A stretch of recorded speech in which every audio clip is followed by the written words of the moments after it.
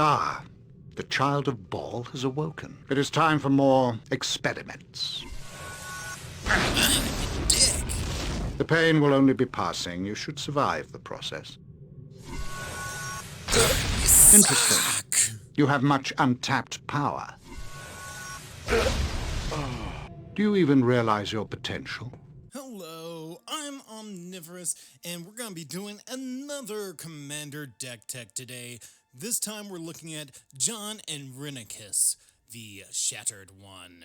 He specializes in donating creatures to other players, and then he'll use those creatures to hit other opponents, as well as give the opponent who receives the creature some very nasty detrimental effects. He'll be doing all of this while generating card value every time one of the creatures he gives to an opponent attacks another player. On top of giving our opponents some garbage creatures, we're going to sit back and try and optimize the situation with some control magic. Some well-placed board wipes will make sure that our opponents are always on the back foot. If you're enjoying my videos, go ahead and hit like and subscribe. It really does help me out a lot. So for this deck, we have Jon Irenicus, Shattered One, as our commander. Jon Irenicus, Shattered One, is a 3/3 legendary elf wizard for 2, a blue and a black, and it has, at the beginning of your end step, target opponent gains control of up to 1 target creature you control. Put 2+1 counters on it and tap it. It's goated for the rest of the game and gains this creature can't be sacrificed. Whenever a creature you own but don't control attacks, you draw a card. So as I summed up earlier on, we're going to give our opponents some pretty big beefy creatures, but they're going to have some very negative effects. But the great thing about it is they can't sacrifice them and they have to attack opponents that aren't us. This makes our opponents basically our own weapons against the other players at the table, something I really enjoy doing. So the first thing that we're going to need to make this strategy work is a lot of very detrimental creatures. And luckily, Magic is littered with some very bad creatures that we can give to our opponents. We're going to start with creatures that force our opponents to sacrifice, but since Jon Irenicus says they can't be sacrificed, they will stick on the battlefield and kill all of our opponent's other creatures.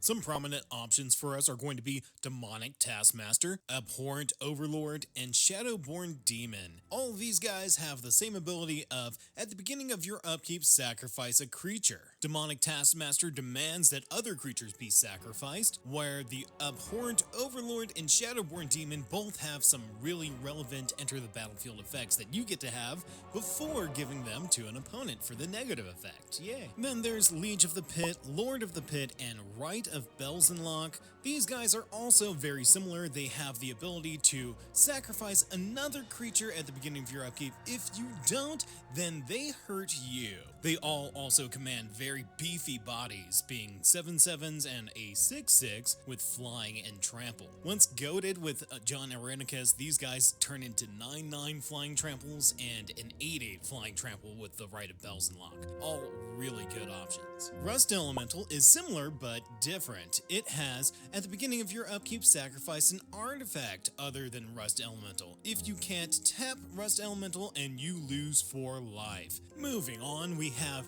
Drinker of Sorrow, Greater Harvester, and Phyrexian Negator. All of these guys make your opponents sacrifice permanents, any permanent, including their lands if they can. Drinker of Sorrow can't block and has, whenever Drinker of Sorrow deals combat damage, sacrifice a permanent. That's even combat damage to other creatures. Greater Harvester has, at the beginning of your upkeep, sacrifice a permanent. It also has, whenever Greater Harvester deals combat damage to a player, that player sacrifices 2 permanents, and as this will be goated at other players and not you, that's just all upside. The Phyrexian Negator is a 5/5 trampler that says, whenever Phyrexian Negator is dealt damage, sacrifice that many permanents. And rounding out our sacrificing creatures, we have Phyrexian Soulgorger and Plague Reaver. Both of these guys make you sacrifice a ton of creatures over time. With the Phyrexian Soulgorger, it has cumulative upkeep of sacrifice a creature. This means that each upkeep you sacrifice an additional creature to the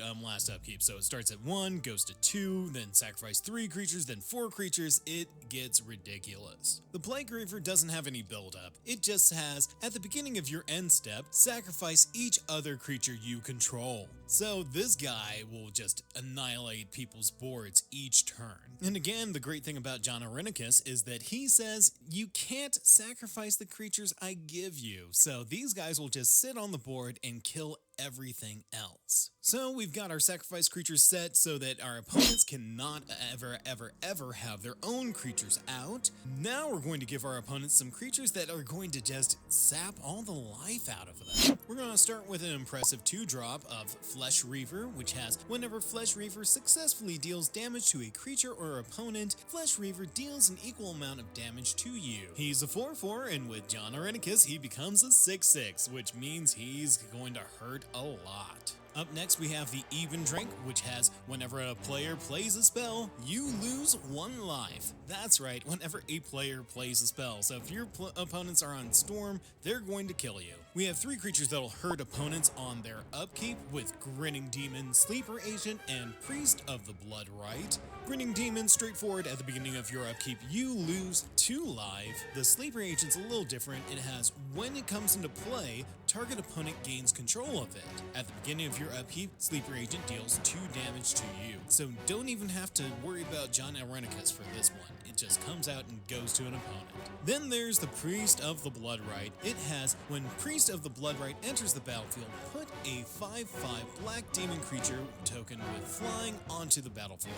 At the beginning of your upkeep, you lose 2 life. Honestly, he's probably the best of them because he will give you the 5/5 demon and then he will go over to an opponent who will lose the 2 life. And then there's the Phyrexian Vat Mother. This one's a house. It has, at the beginning of your upkeep, you get a poison counter. It also has Infect and is a 4/5, which you'll buff up to a 6/7, meaning it will start putting people away with its Infect ability, or it'll just poison out whoever controls it in a few turns. And topping off our damaging creatures, we have Ebon Blade Reaper. He has, whenever Ebon Blade Reaper attacks, you lose half your life. Round it up. Whenever Ebon Blade Reaper deals combat damage to a player, that player loses half their life. Round it up. This card will win you some games, because since he's goated, he has to attack every turn if able. So yeah, if it's not enough that we're going to be making our opponents sacrifice all their creatures and they're going to be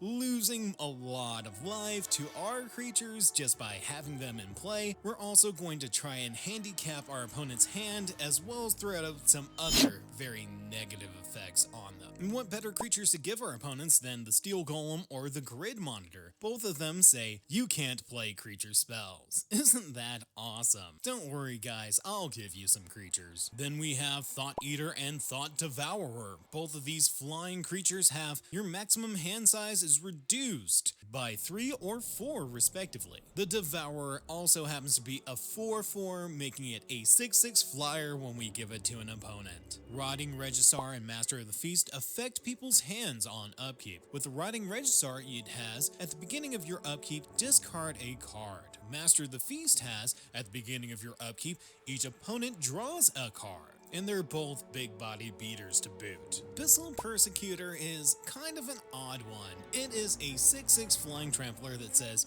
you can't win the game and your opponents can't lose the game. Give this one to the person most likely to win and watch them frown. Clever Impersonator is here because it can be a copy of anything on the battlefield that is not a land, giving it the flexibility to copy some of the best things that your opponents might have, as well as copy some of your worst creatures in case you need something to give to an opponent. And honorable mention is going to be Gisa, Glorious Resurrector. What she really does is she can bring back creatures that opponents control that die, even if you happen to own them. So if they are creatures that you gave them that somehow died, she will actually resurrect them as zombies with decay. Combine her with Jon Irenicus, who gives them back to an opponent, they can't be sacrificed. So even if they do have the decayed ability, ability. The Decayed ability does not go through, they cannot be sacrificed, and now they have a resurrected threat that they thought was gone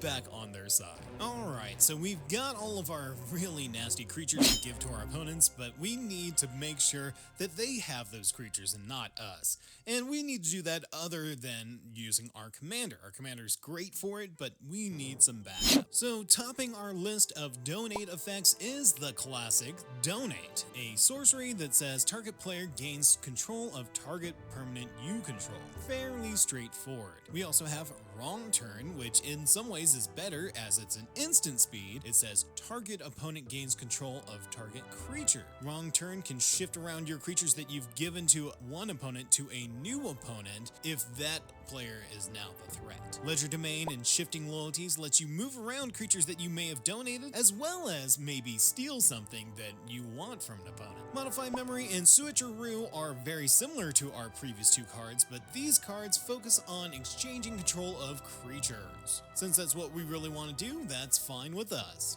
And we have Cultural Exchange. Cultural Exchange says, choose any number of creatures target player controls, choose the same number of creatures another target player controls, those players exchange control of those creatures. So this is a mass swap. If you have multiple cards that you want to switch around between players, we got that for you. And we have two shift control permanents. That's going to be Puka's Mischief and the Djinn of Infinite Deceits. Puka's Mischief has, at the beginning of your upkeep, you may exchange control of target non-land permanent you control and target non-land permanent an opponent controls with an equal or lesser converted mana cost. So basically we can switch around things as long as they cost about the same. The Djinn of Infinite Deceits just straight up exchanges control of two target non-legendary creatures. The only hang up is you can't do it during combat to mess with people's attacks, but you can still do it at instant speed if you choose. Sudden Substitution is probably the oddest of our switch cards. It says, you exchange control of target non-creature spell and target creature. Then that spell's controller may choose new targets for it. This one lets us steal any spell that has been cast in exchange for one of our garbage creatures instead of just switching them all around on the battlefield already. So we're going to be giving our opponents some big, beefy, threatening creatures, and if they don't die to their own big threats, then they're going to eventually want to come after you. So we need to wipe the board and control what is left, just to make sure that we don't die to our own stuff after everything's said and done. We've got Cyclonic Rift and Devastation Tide to bounce the board if things get out of control, and then this lets us also redeploy our threats when we need to. But the real board wipe all-stars for this deck are going to be All Is Dust and Torment of Hailfire. Why are these guys so good, you might be wondering? Well, it's because of our commander. He has this little clause that says the creatures that he donates to our opponents can't be sacrificed, which means they can't be sacrificed to All Is Dust. They can't be sacrificed to Torment of Hailfire either. They survive these board wipes just to be able to attack any of our other opponents that are sitting at the table with us. As they are goaded, they can't attack us. We also have Sudden Spoiling, which will turn all of the creatures that target player controls into 0/2s that lose all of their abilities. The reason we have this in here is to shut down an opponent who might have a pretty good board state, even if it's one that we have given them. And lastly, we have the Hellcarver Demon. Oh boy, this guy is a doozy. He has, whenever Hellcarver Demon deals combat damage to a player, sacrifice all other permanents you control and discard your hand. Exile the top 6 cards of your library. You may cast any number of non-land cards exiled this way without paying their mana cost. So the idea of getting free spells is really cool and all, but this basically means that they're going to lose everything else. They are going to have nothing in hand, they're going to lose all of their other permanents, including their lands, and be left with next to nothing. And since it's goaded, they don't have any choice. They have to attack with it each turn until it dies. So we've got massive threats to give to our opponents, and we have ways to control them if they decide to turn against us. But like all commander decks, we do need a little bit of support and utility to keep them running.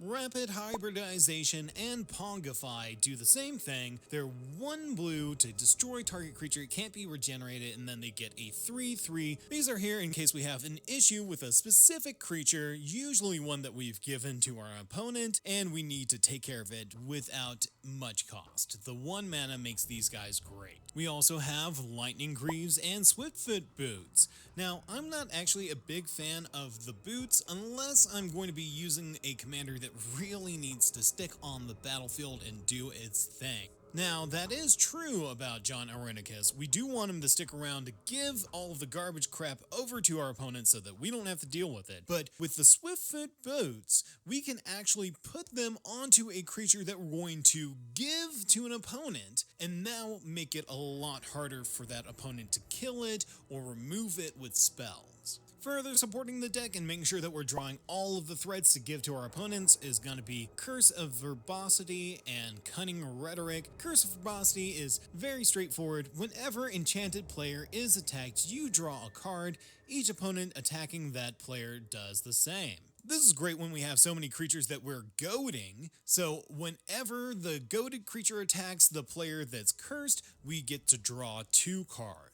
Cunning Rhetoric is more defensive. It has whenever an opponent attacks you and or 1 or more planeswalkers you control, exile the top card of that player's library. You may play that card for as long as it remains exiled, and you may spend mana as though it were mana of any color to cast it. This lets us steal from the top of our opponent's decks whenever they attack us. And of course we have Rhystic Study, one of the best card draw engines ever printed. I like to use this card in any deck where the slots are a premium, so you don't have many ways to draw cards. You need that one way to draw cards. It's gonna be Rhystic Study. Giving us a bit of support, we have Strionic Resonator and the Cursed Totem. Strionic Resonator can actually copy Jon Irenicus' ability, so that at the end of your turn, you're giving multiple creatures out to your opponents. It can also be used for lesser effect with its draw ability. Whenever it triggers for one of the creatures, you get to draw 2. The Cursed Totem is honestly just a general hate card for combo commanders that might be out there. Jon Irenicus is a kind of slow deck. He has to get creatures out and then he has to give them away and then have them attack. So we can't have our opponents combo off. This shuts down a lot of that. Sword of Hearth and Home is actually one of my favorite swords. It'll let you go ahead and ramp out a basic onto the battlefield as well as bounce a creature. It also gives you protection from white and green. Green is actually the most popular color in all of Commander, and white is one of the best removal colors with all of the swords and Path to Exile abilities. But the real reason we're using the sword is it lets you bounce any creature you own.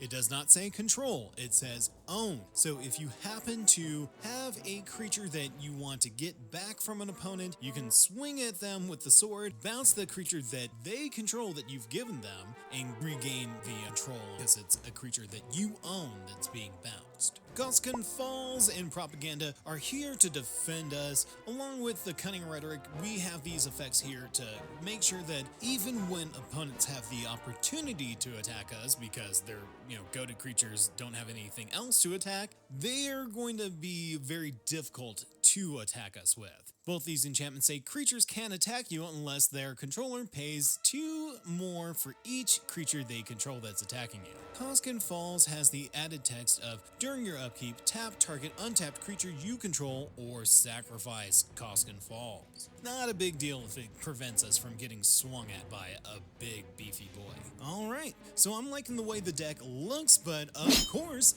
we're going to need some mana rocks to help support the mana base and make sure that we're hitting everything that we want when we want it. I'm almost sick of talking about Soul Ring and Arcane Signet. These guys are ubiquitous of the Commander format at this point, where I'm almost talking about basic lands. Yes, you're going to have a couple of basic lands in your deck. You're going to have a Soul Ring and Arcane Signet in your deck. Now, I have grown to like the Diamond Cycle. Even if they do come into play tapped, they are a 2-drop mana rock, and they are great for any 2-color deck that doesn't have green. And finishing off the rocks, we have Dimir Signet, Talisman of Dominance, and Fell War Stone. Again, I like to stick to rocks that are going to be 2 or less so that we're hitting them on turns 1 and 2 when they're most important. Alright, well this deck isn't super expensive, but it is still a little pricey, so we've gone and done the budget substitutions. Let's go ahead and look at the top 10. Donate comes out for Changeling Outcast, Rhystic Study is dropped for Treasure Cruise, Hellcarver Demon is switched for Painracker Oni, Cyclonic Rift gives way for Ether Eyes, Koskin Falls is replaced by Evil Eye of Orms by Gore, Cunning Rhetoric is replaced by Dig Through Time, the Ebon Blade Reaper gets dropped for Pitiless Horde, Phyrexian Negator is switched with Sapphire Leech, Sword of Hearth and Home goes for Imprisoned in the Moon, and Torment of Hailfire is replaced by Necrotic Hex. And that will do it for the deck. Hope you all enjoyed it. Hope you guys have fun giving your opponents some of the worst creatures you can find in Magic. And hey, did I miss any really bad creatures that be given away? Let me know in the comments. And subscribe so you know when the next video comes out. You can also check out my Twitch where I play RPGs, usually the underrated, underappreciated, or the outright hated, and see if they are as bad or if they're actually really good, and why. Until next time, stay hungry folks, and thanks for watching!